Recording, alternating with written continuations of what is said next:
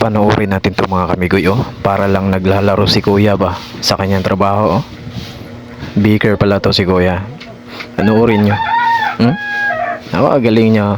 Dami niyang fans kasi maraming nanonood sa kanya, eh. Oh, pinapahanga niya yung mga nanonood sa kanya. Galing mo kuya. Magkano kaya yan? Gusto ko rin matikman yan. Ay, hinagis lang ah. Grabe. Oh, hinagis lang. Counted ah. Galing, galing. Panoorin natin to mga kamigoyo. Pagluto ng itlog. Ganito lang pala pagluto, no? Kapag wala kang dalang gamit ba? Kapag pumupunta ka sa bundok, kung may nakikita kang kawayan, pwede mo palang gamitin yun, no?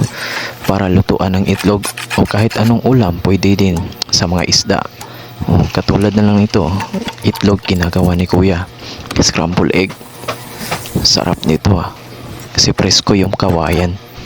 No? So ayan oh, masarap. Yun bang naglalaro yung jowa mo, tapos pakikialaman mo yung make-up niya, tapos ito ang nangyari sa'yo. Panoorin nyo na lang. Binugbog. Palagi nangingialam kasi, natalo tuloy sa laro.